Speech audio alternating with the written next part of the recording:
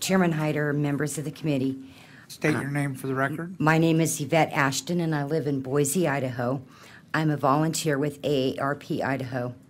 AARP is a nonprofit, non-partisan organization representing 177,000 members across the state, and they're helping older Idahoans have independence and a choice and control over their lives.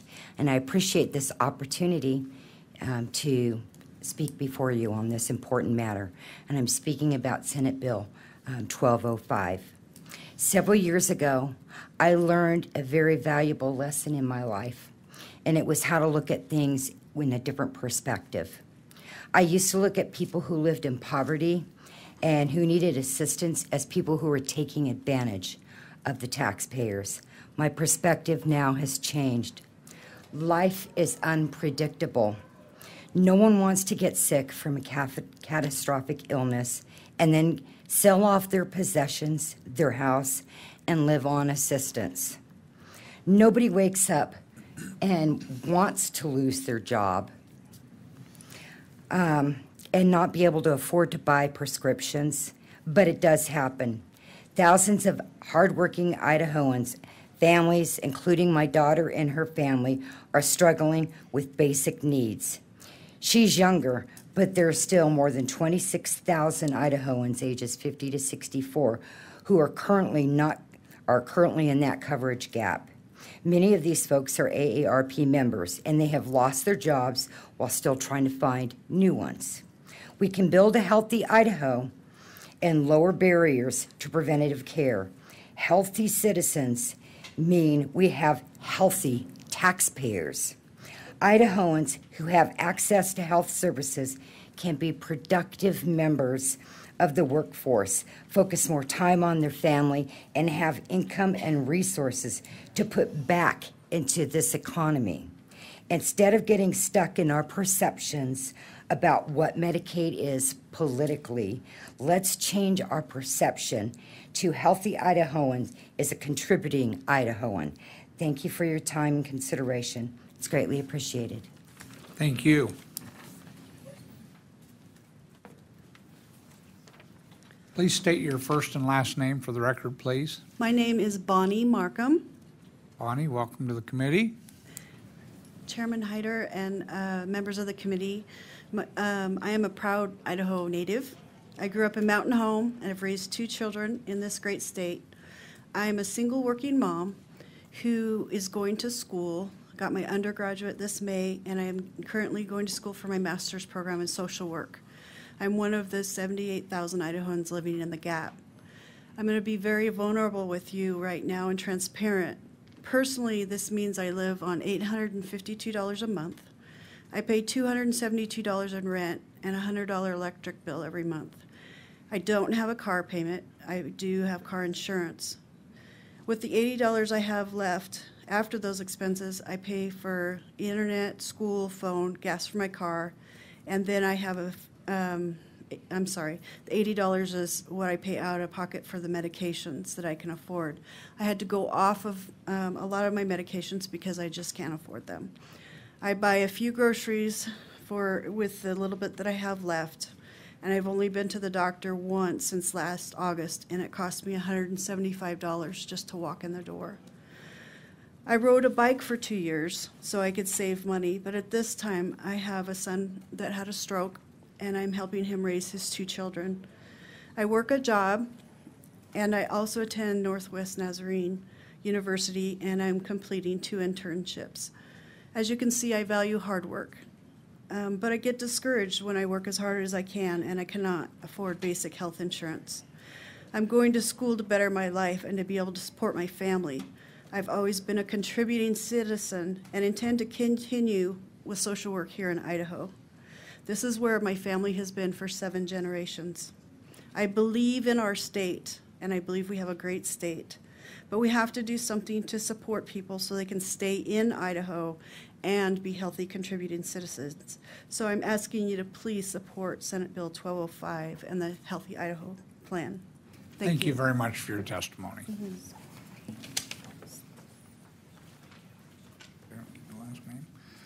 Okay, sir. Mr. Chairman, Hyder, my name State is your first John and last name. Brown. John Brown? Yep, I'm a retired Methodist clergy.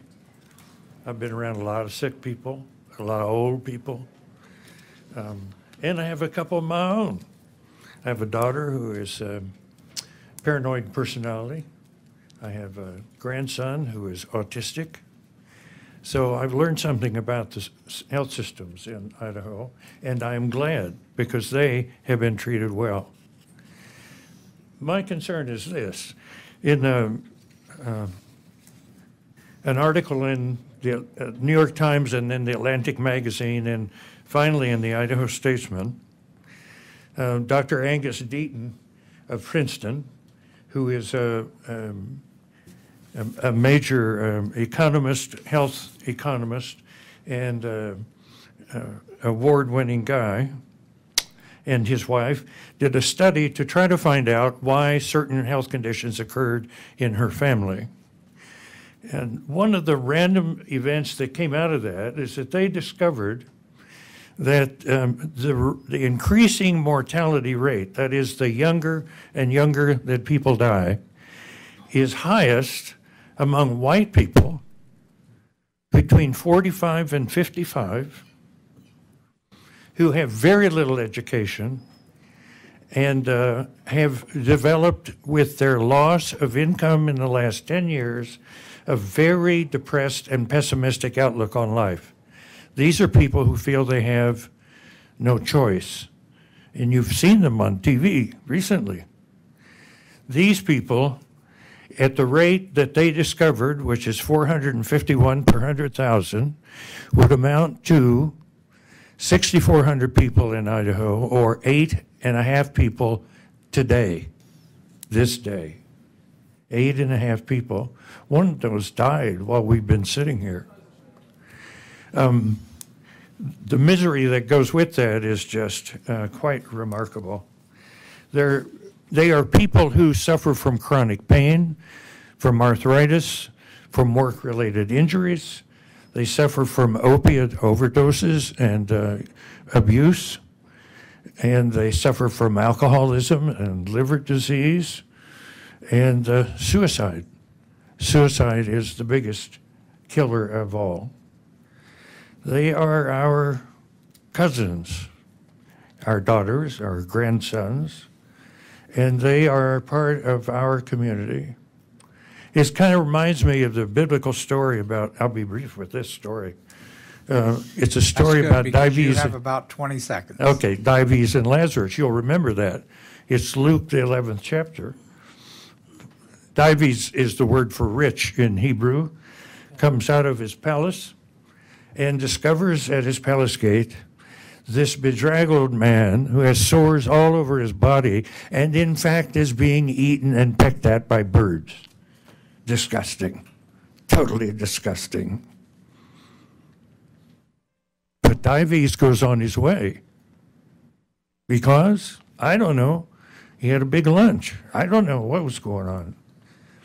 Well, they both die, and Lazarus is, of course, in heaven with Moses in this story, and Dives is in hell, and he is pleading and begging to Moses to let Lazarus come down and take care of him, to relieve him of his pain and anguish.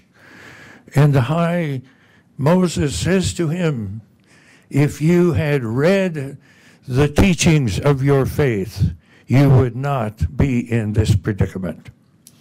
Boy, Thank you, sir. Harsh stuff. We appreciate your testimony. You bet. Today.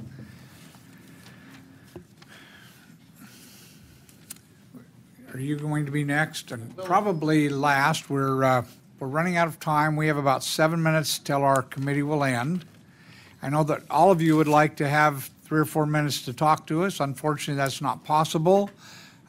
So we will end at 4:30, and if you'd like to take a couple of minutes, sir, stand to the podium and state your first and last name, please. Mr. Chairman, Senators of the Health and Welfare Committee, my name is Tom Lamar. I'm a Latah County Commissioner. I got some comments here on behalf of the 3 Latah County Commissioners, Chairman Richard Go right Wilson. ahead, Tom. Okay. As county commissioners, our job includes weekly meetings with county clerk and staff to review stacks of files pertaining to many cases of medically indigent residents in Latah County. During this fiscal year, providing medical care to people who have no insurance will cost the taxpayers of our county about $550,000. The remainder of the cost not covered by the county is passed along to the CAT fund to be paid by all Idaho taxpayers. This process is repeated throughout the other 43 counties, as you all know. I will skip forward because there's not much time. Well, I'll skip right to this part. Cut to the chase, Tom. With the That'd be passage good. the passage of this bill 1205, the county indigent program and the CAT fund could be repealed. The providing property tax relief to county and state taxpayers. The Healthy Idaho Medicaid plan will save Idaho taxpayers millions of dollars, save lives, and reduce visits to hospital emergency rooms. We would also expect to benefit from an improvement in the health of our workforce. Implementing the Healthy Idaho plan will bring home taxes that Idahoans are already paying to Washington, D.C. for health care costs. These taxes paid by Idahoans should be spent in Idaho to solve Idaho problems, not spent in New York, Massachusetts, and California to solve their health care issues. Passing SB 1205 is the right thing to do for Idaho taxpayers. We Latah County Commissioners believe the Idaho legislature and the governor needs to solve this problem. We need to change Medicaid eligibility rules to include the GAP population and to increase the number of Idahoans covered by private health care management plans. Affordable health insurance coverage for every Idahoan is within reach. Let's work together to close the gap and build a healthy, compassionate Idaho. Passing SB 1205 today is the first step to making that happen. Thank you very much for giving us that opportunity. Thank you. And sir, you happen to be sitting in the chair. If you'd like to be our last presenter today, state your name, first and last, for the record. Thank you, Mr. Chairman and committee members. My name is Bruce Belzer. I'm a family physician here in town. I'm also president-elect of the Idaho Medical Association. You know, Dr. Krell lives on the other part of the state. He's in critical care. I'm in family practice. Yet what do I have in my hand? The October 26th article detailing the unfortunate death of his patient. Why do I have that? I didn't pull it out thinking I'm standing in front of you today. I pulled it out because I was saddened and angered that in this state we could let this happen. As a physician, this is extraordinarily troubling. It's tragic, but what would be a bigger tragedy is if we don't move forward and change this. This isn't a one-and-done death. Every single physician in this state, and there's people who came here to testify who left their job to come, could give you story after story of patient after patient who falls in the gap, who has critical care needs, chronic care needs, and they are not being met. My last patient that I can think of like that, she's in her 60s. Like many people in their 60s, she smoked.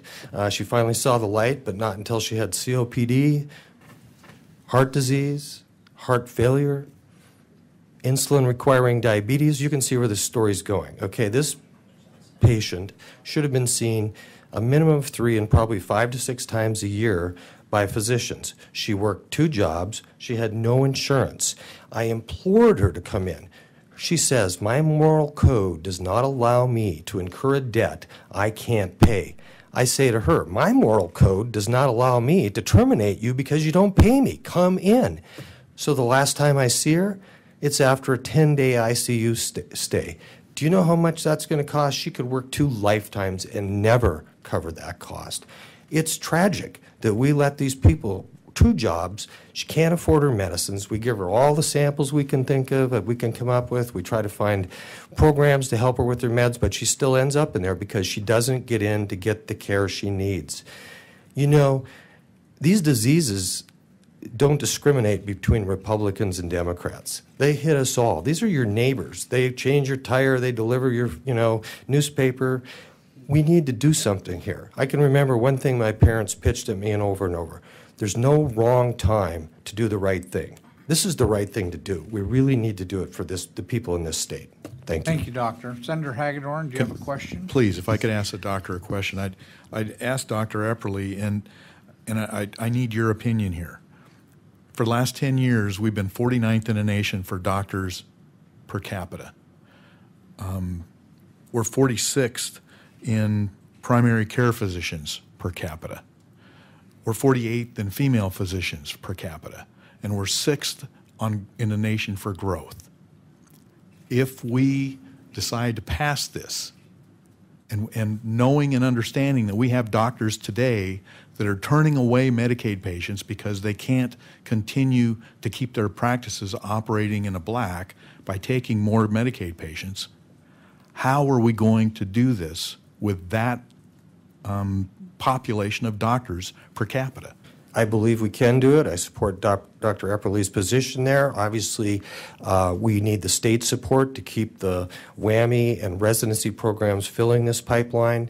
But with an organized approach, knowing these people had structured care, where you can build the patient-centered medical homes, you used ancillary personnel to help you expand it, whether a diabetic nurse or a diabetic educator. There is ways where if we have an organized structure that we can deliver care more efficiently and more effectively. Medicine's drifting and shifting that way already. This would just fit into that. And I strongly believe if you provide the opportunity, the physicians and the nurse practitioners and the rest of the ancillary workforce will rise to the opportunity and take care of these patients. Thank you. Mr. Chairman, I believe if that were the case and were possible, those doctors that are no longer accepting Medicaid patients would be finding a way to do that now, and that's why I disagree that that's a possible thing. Thank you for your answer. Thank you, Senator. Well, ladies and gentlemen, we've come to the hour when we must adjourn. Senator Schmit, do you have a closing comment? Thank you, Mr. Chairman, I do. And I really want to thank the committee for the time, and you can see that there are lots of people. You could fill a couple days with the testimony that you're here, or that is here to speak before you, and my guess is you may have known this before. I don't know if this was new to you or not.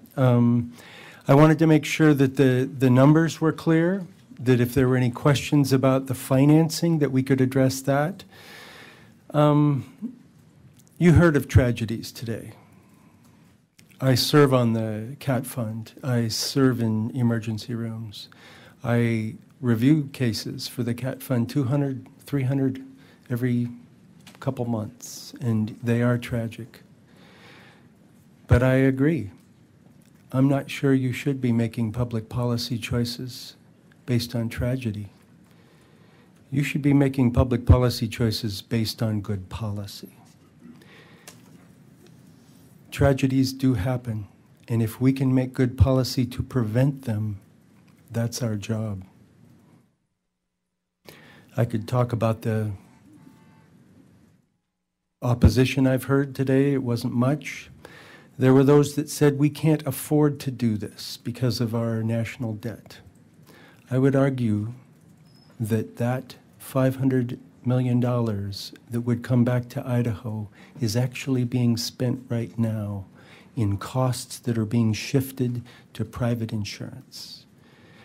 The health care financing problem in this country is huge. Getting people enrolled, getting them in a plan where we can count what's going on, pay attention to what's going on, know what care they need, and make sure it's being provided is the direction the state of Idaho is trying to go in the State Health Innovation Plan. I believe we have the foundation for good policy laid. This is the commitment we need to make to fulfill that. Mr. Chairman and fellow committee members, I would urge your support for this bill. I would urge you to, I ask you to consider sending Senate Bill 1205 to the floor with a due pass recommendation. Thank you.